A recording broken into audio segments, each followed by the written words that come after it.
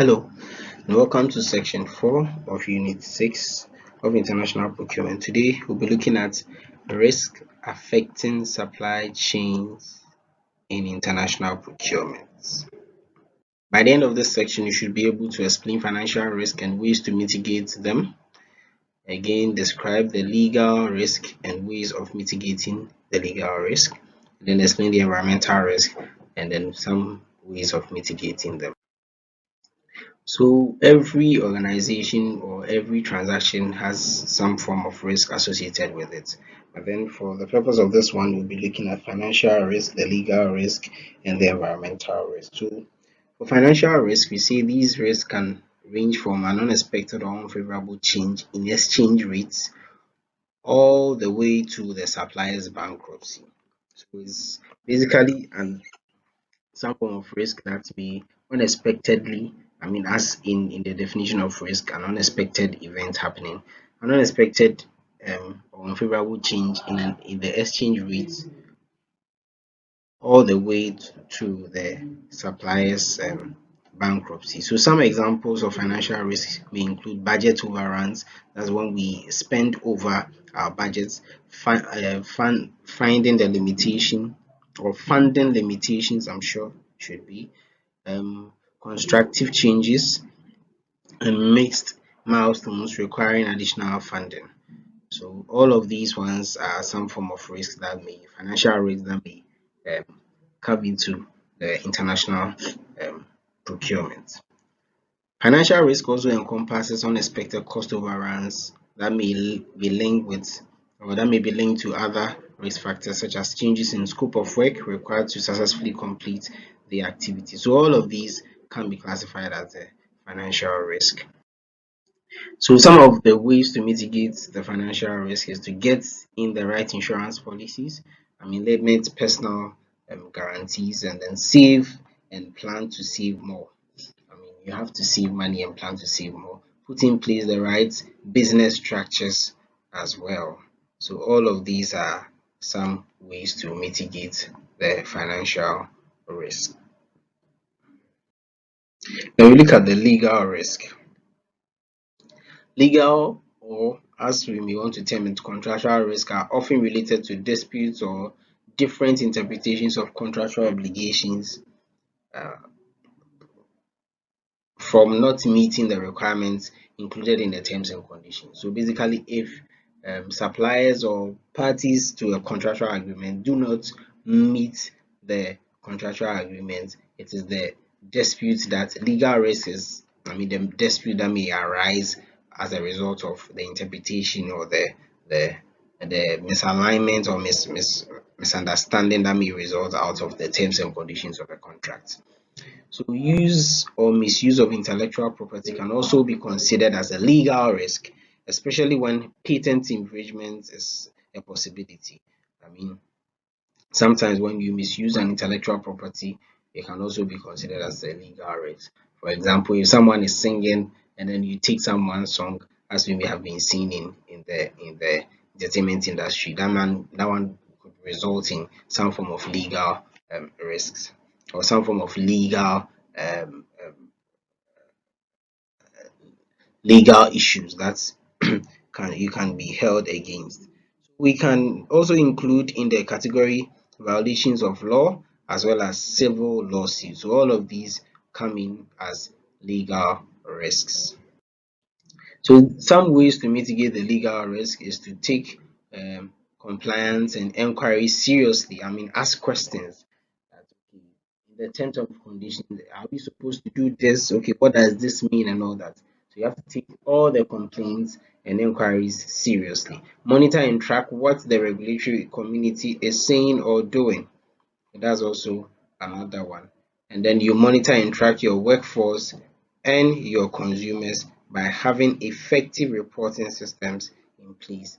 By having an effective reporting system in place, I'm sure you may not even get to the point of having a legal suit against a supplier or a party in a contractual agreement in an international procurement. So we come to the environmental risks.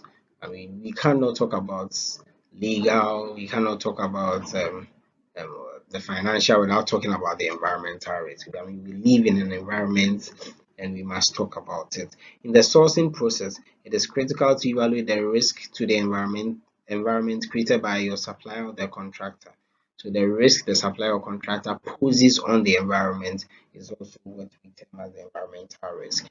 Environmental risk includes the organization's negative impact on water, air, and soil as a result of discharges, emissions, and other forms of waste that have adverse effects on the environment, or that may have some negative effect on the environment. So for the environment, there are some ways to manage environmental risk, and then one of them is to appropriate management and emission and transfer control of chemical substances.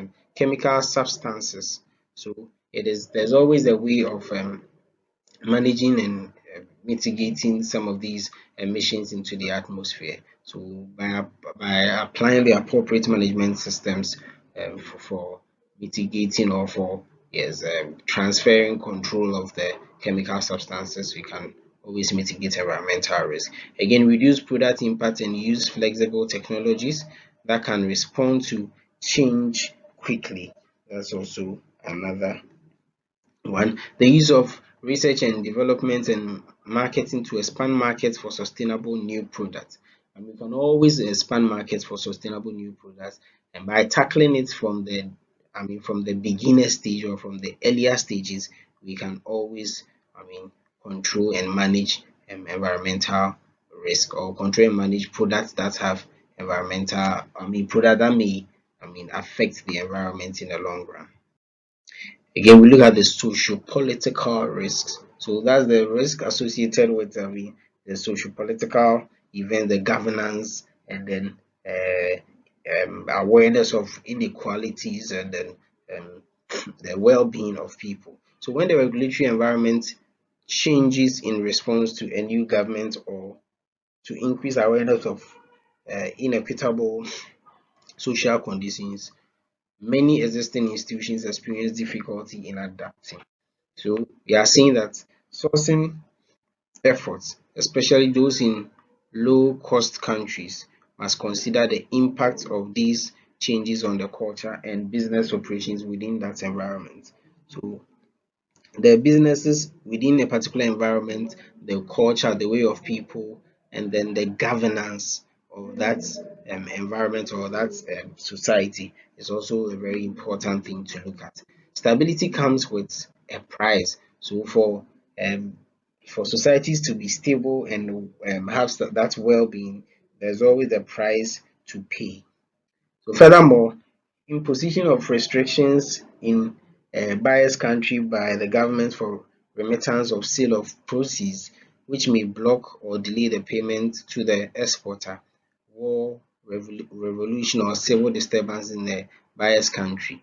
So new import restrictions in a buyer's country, or cancellation of valid import license after the date of shipment or contract as applicable, cancellation of exports licensing, or imposition of new licensing restrictions after the date of contract. Applicable under contract policy can also be classified under socio-political risk that affect the supply chains international procurement. So when we look at the issues when it comes to import and export, when it comes to revolution, civil disturbances, lawsuits, bias, issues of the bias country, new import restrictions, and all that. All of these fall under the social political risk. So, for social political risk, it combines the social aspect and then the governance or the political aspect of the risk associated with international procurement. So these are some of the ways to manage the socio-political risk. So manage your credit risk. If you are able to manage your credit risk, it can always go a long way into helping solve your political problems or socio-political risk. Identify, measure, and manage the risk. So when we identify, we measure and manage the risk involved, we can always mitigate those risks. Ensure supply chains can withstand unplanned disruptions. So for unplanned disruptions, if supply chains can withstand it, then we say that we are mitigating the social political risk. And then prepare and protect your people. So that is the social bit of it, where You have to always prepare and protect the people within the environment in which you operate. Then we come to cargo risk. So as part of some of the risks, cargo risk is the transportation of cargo, from one um, place to the other. So there's always that issue of transportation of cargo risk. So cargo has undergone radical improvements over a period. So that's for transportation cargo. Most of the goods are transported by sea. Transits risk are or transportation risk or cargo risk are common hazards to those engaged in export and import businesses. That's why it is important to have uh, a policy, or yes, it's important to have an insurance policy on your cargo. So the transit risk as common, yes, the list of hazardous risk in transit is long, some of which are storms, collisions, theft, leakages, explosions, spoilage, fire, and high sea robberies. So there are high sea robberies where robbers or pirates, as they are normally termed, would rob or would take over vessels from um, ship captains and all that. Storms could also come in, collisions, thefts, leakages, and then explosions in the larger vein. All of these are cargo risks. So, every exporter should have a working knowledge of the marine insurance, as I mentioned earlier. There's always the need to have a protection of your vessels. So, there's the need for um, every exporter or importer to have insurance coverages. So, it is always possible to transfer the financial losses resulting from um, perils of seas and perils in transit to professional risk bearers known as underwriters. So there's the principle of marine insurance that's also equally applicable to insurance of air cargo also. So there's always the need to have the insurance um, policies. Then we come to ways of mitigating cargo risks. So known know the minimum security guidelines. So that's for cargo um, risks. So you have to know the security timelines. Again, you manage the routines, and then understand what documentation is required. And then ensure the contracts are clear. So for cargo mitigations, you have to ensure all of these things are done to mitigate cargo risk. And we come to commercial risk. So the commercial risk sometimes could be linked with the financial risk. So commercial risk are caused due to lack of knowledge about the foreign markets. So uh, inadaptability of the export products to change to the conditions of the foreign market requirements. So it is basically a lack of knowledge about the foreign market in which you are entering or in which you are going to operate. So commercial risk exists in domestic markets too, but their impact in the international market is greater in comparison to the domestic market. It's like traveling to the US and you don't know where to go, you don't know how things are done and all that. So that's basically in a business setting or in international trade setting. That's what commercial risk is termed as. So the changes in international markets are hazardous and difficult to anticipate. Suitability and acceptability of the product in the international market is rather difficult to gauge in changes in demand and supply conditions, and are more unpredictable. So most of the commercial risks are to be borne by the exporter. Exporters borne the commercial risk. So exporters cannot shift these risks to the professional risk bearers, paying insurance premiums. The exporter is not aware of the condition in the foreign market. So as to how he or she is aware of the condition in the domestic market. So you cannot know your country, you cannot know someone else's country than your own country. So that's why commercial risks come into play. So entering into a new market, there's always the need for exporters to know that market in which they are entering into.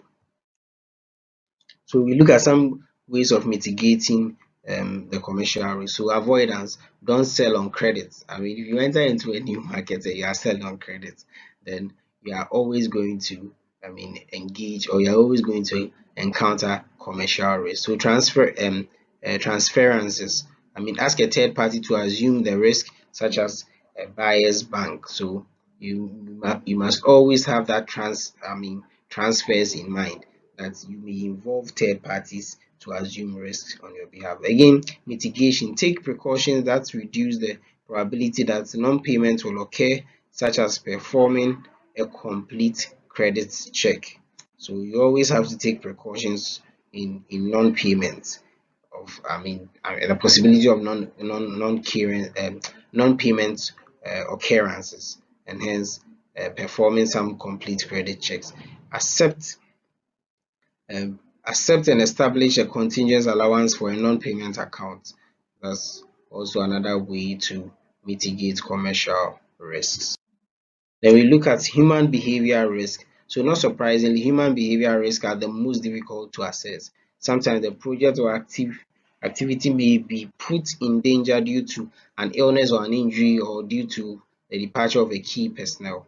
So sometimes you may lose key people in a project or in a transaction. What if they die?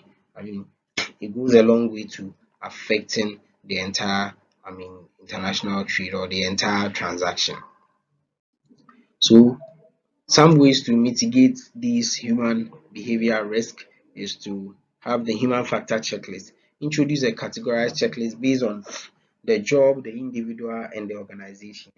So here you introduce some form of categorized checklist based on these elements to mitigate the risk of human behavior.